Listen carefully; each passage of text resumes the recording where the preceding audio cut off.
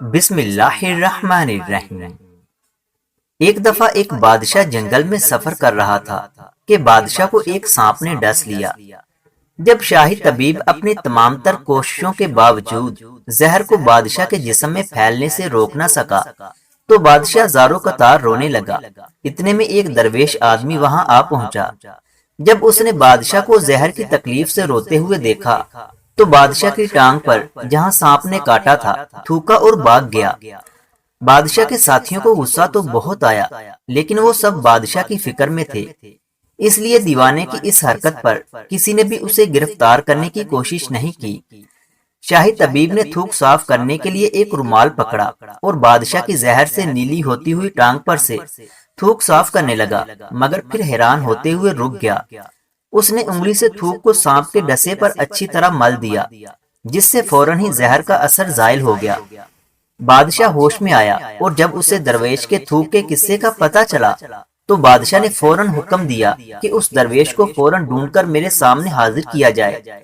بادشاہ کے سپاہی چاروں طرف پھیل گئے اور تھوڑی دیر میں درویش کو ایک درخت کے نیچے آرام کرتے ہوئے دیکھا تو اسے پکڑ کر بادشاہ کے سامنے لے گئے۔ بادشاہ نے بڑے ادب سے اس فقیر سے کہا، ہم گناہ گاروں کی آنکھ آپ کو پہچان نہ سکی، جس کے لیے ہم معذرت کرتے ہیں۔ میں آپ سے درخواست کرتا ہوں کہ میری طرف سے یہ قیمتی پوشاک اور عربی گھوڑا قبول کیجیے۔ درویش نے مسکرا کر بادشاہ کی طرف دیکھا اور کہا، یہ گھوڑا اور پوشاک بہت قیمتی ہے، میں یہ پوشاک پہن کر اس گھوڑے کے لیے گھاس کاٹوں گا تو اچھا نہیں لگوں گا۔ بادشاہ نے کہا کہ آپ فکر نہ کریں، گھوڑے کے ساتھ خدمت گار بھی دیے جائیں گے۔ درویش بولا، اتنی قیمتی پوشاک، قیمتی گھوڑے اور خادموں کے ساتھ میں رہوں گا کہاں؟ اس دفعہ بادشاہ مسکرایا اور بولا، آپ کے لیے ایک عالی شان رہائش گاہ بھی تعمیر کر دی جائے گی۔ درویش نے پوچھا، اتنے مال و دولت اور خادموں کے ساتھ اس رہائش گاہ میں میں اکیلا ہی رہوں گا؟ پھر بادشاہ کہنے لگا، میری بیٹی شہزادی کی شادی آپ سے کر دی جائے گی۔ درویش بولا، اگر آپ نے میری شادی کی تو پھر میرے بچے بھی ہوں گے؟ بادشاہ نے جواب دیا، بالکل ضرور، ہماری دعا ہے کہ آپ کو کثیر اولاد ملے۔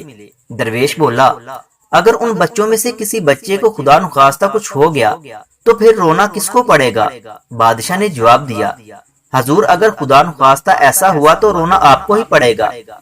درویش مسکرا کر بولا، اگر یہ سارا کچھ لے کر مجھے رونا ہی پڑے گا تو بادشاہ سلامت آپ اپنا گھوڑا اور قیمتی لباس واپس لے لیں، میں اپنی درویشی میں خوش ہوں۔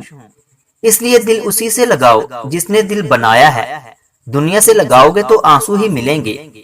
اس ویڈیو کا یہ مقصد نہیں کہ آپ شادی ہی نہ کریں، بلکہ اس سے ہمیں یہ سبق ملتا ہے کہ دنیا کی عیش و عشرت میں نہ پڑیں اور نیک کام کریں، تاکہ روز آخرت آپ کی نیکیاں آپ کے کام آ سکیں۔